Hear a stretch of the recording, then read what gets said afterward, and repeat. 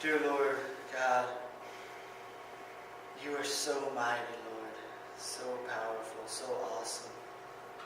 Father, we thank you for the privilege that it is to be here tonight in your house, to worship you, to come before you, God. Lord, we ask you, God, to just teach us tonight, Father. Lord, speak through me and Bryce and Zach and music, Lord, to spread the message you have for your people here tonight. Lord, touch each and every heart that is here, that is listening to this message, Lord. And let them leave this place just closer to you, God. In your name we pray this morning. Amen. So, tonight, we're in Daniel chapter 4. And so last week we saw Shadrach, Meshach, and Abednego. And they were thrown into the furnace because they wouldn't bow down to King Nebuchadnezzar's statue. And so they're thrown in the furnace, but God saved them, used a miracle to once again show King Nebuchadnezzar who truly has the power, who truly is almighty. And so, chapter 4 of Daniel is a little different. It's not a narrative like the first 3 chapters. It's written as a letter, most likely written by King Nebuchadnezzar himself. It starts off by saying, I, King Nebuchadnezzar, send this decree, this letter out to all the nations, all the languages, and all the people that my kingdom is over.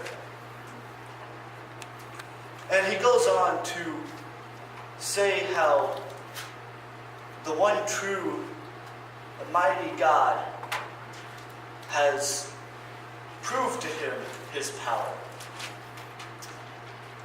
And for the first time, we see Nebuchadnezzar truly putting God, not necessarily above himself, but recognizing God's authority and his power. He's not saying that God is above him. He's not ready for that. But he recognizes that God is more powerful than him. And so, Nebuchadnezzar explains through this letter how, once again, this is his turning moment, his aha moment. And he explains how he starts off, he had another dream. And so, this dream, unlike the other one, made him curious. This one made him fearful. He still didn't understand it, but he just had a bad feeling, like a cold shiver down his spine about this dream. And once again, he called all of his magicians and wise men to his council. And this time he actually told them the dream, and they still couldn't tell him anything. And so Nebuchadnezzar says, all right, you guys are useless. Send me Daniel. And so Daniel comes before him, and King Nebuchadnezzar says, all right, Daniel, the rest of these guys weren't able to answer my dream, but you did last time. And I know that he says, holy God's, little g with the S, presence is inside Daniel. Nebuchadnezzar's recognizing that Daniel's special.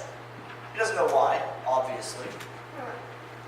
However, he sees something different in Daniel. He says it's the holy God's presence, when in reality, it is the one true God. And so, Nebuchadnezzar tells Daniel, I had another dream. These guys couldn't tell me, so I brought you, the leader of all the wise men, the chief of them. And so, this is my dream. I saw a huge tree, a ginormous tree, bigger than any tree you could think of. So big that the tops of it reached the heavens. It was so big that it could be seen from miles away, from the ends of the earth. This tree was magnificent. It bared fruit for all of creation. It bared shade gave shade to the animals on the ground, and home, a net for the birds of the air, for their nests. This mighty, beautiful tree. And after that, I saw from heaven a caller, a messenger, come down from heaven, shouting this message for the tree to be chopped down, and for its leaves, its beautiful leaves, to be distributed amongst the earth, for its fruit to be lost amongst the men, and for all of the tree to be cut down, except for the stump, to leave the stump and the roots in place. Not just in place, but to be shackled with iron and bronze, so that nobody can uproot it. This stump is here, and it's here to stay.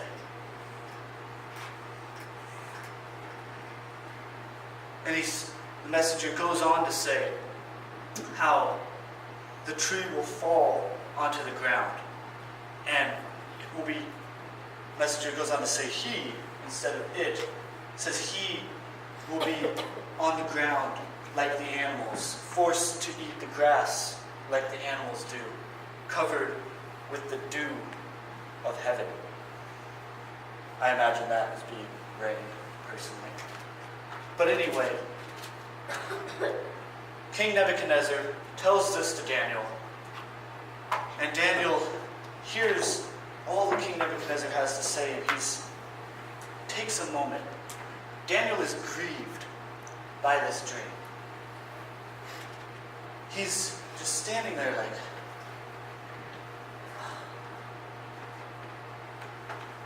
and King Nebuchadnezzar can obviously see that this message, this news, Daniel hearing of this, has troubled him. And King Nebuchadnezzar says, don't be troubled by this.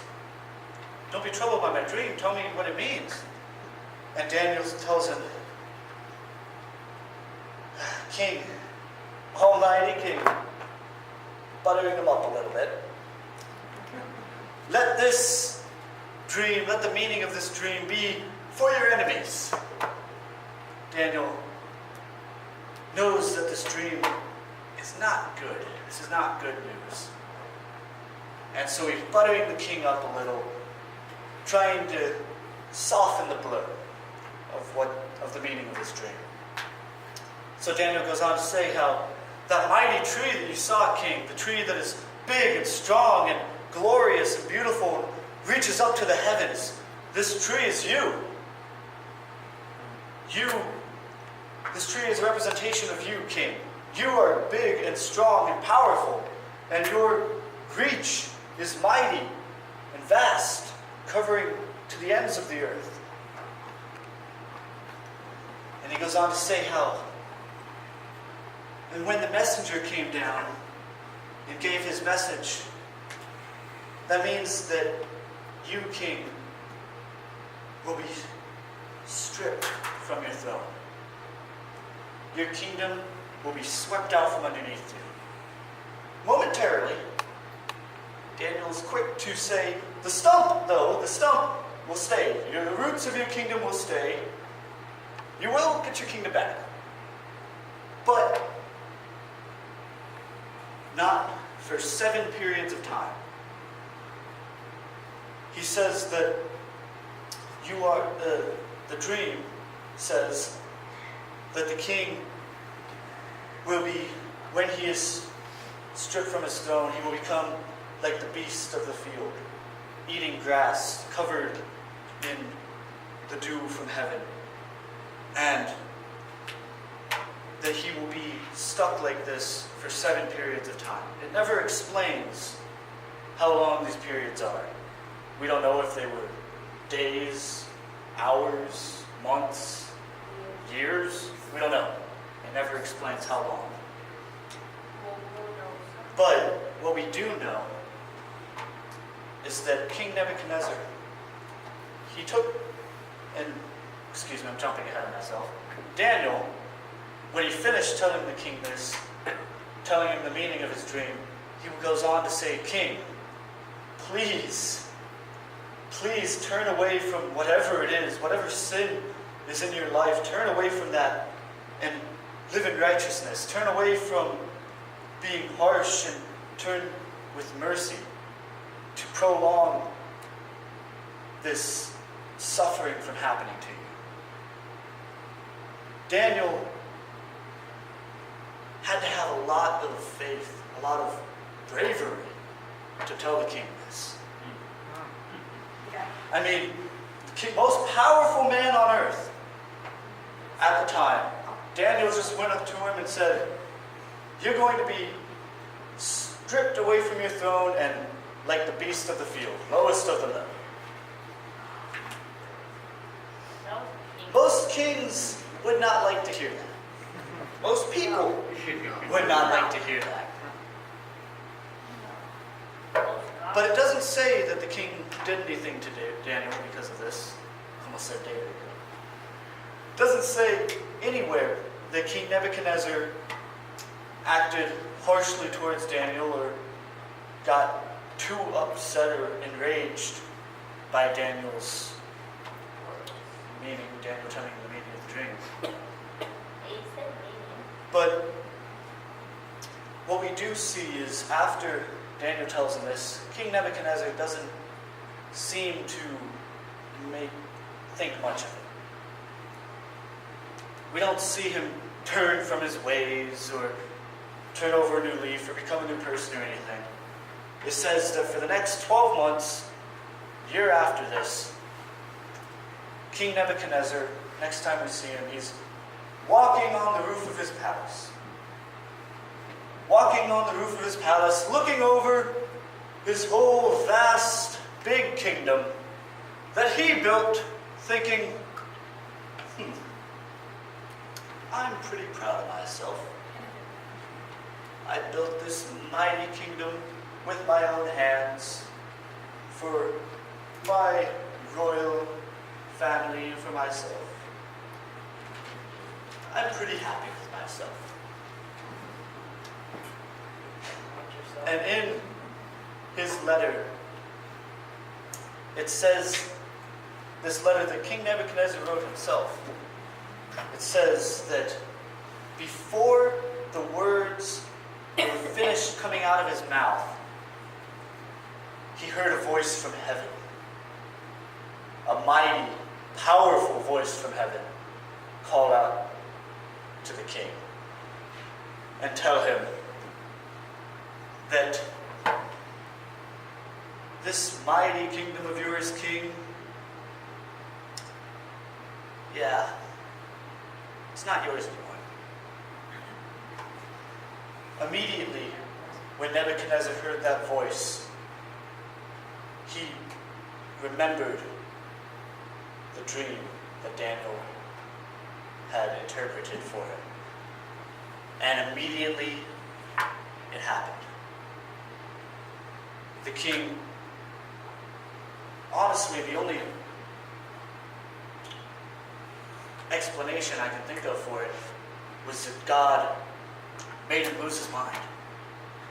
Because it doesn't say anywhere that his kingdom was overthrown or that people came against him.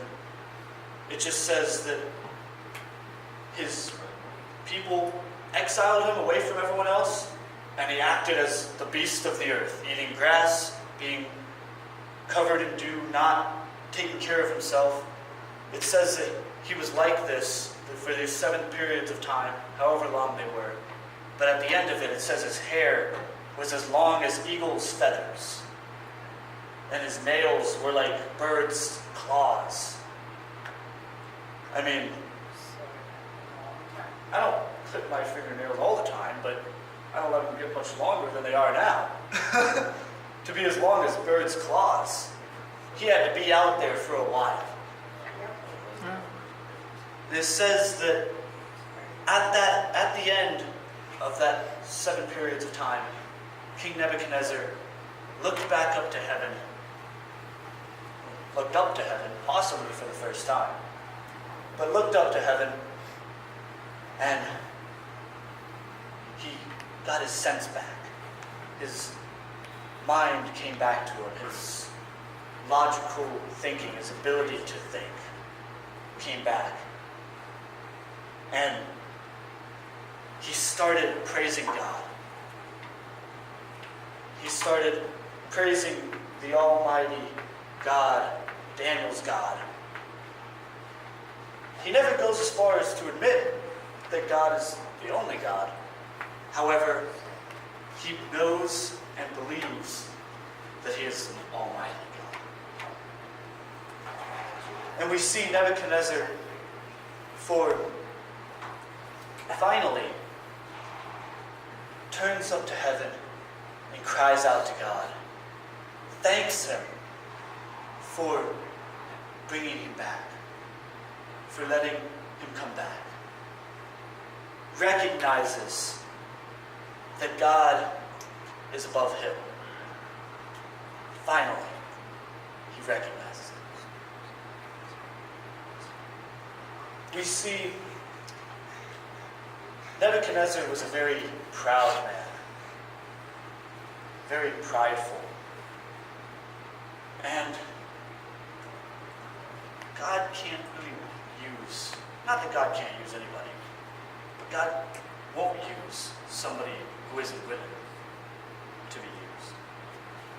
We see this powerful, mighty man, this proud man, humbled to the point of being the lowest of the low by our God. And then lifted back up. It says that after the 7 periods of time, he got his senses came back to him, and he went back to his kingdom and sat back on the throne and had his kingdom. We don't know how long it was, but we know that as far as his power and his authority, not much changed from his losing it and regaining it. However, Nebuchadnezzar changed. He knew before that Daniel and Shadrach, Meshach, and Abednego's God was powerful. He knew that, that God protected his own. He did miracles and stuff. But he never believed that God, that the one true God, our God, was the most powerful, most almighty, and the only one worthy of worship, worthy of being on the top. So thank you. Let's bring the praise team back.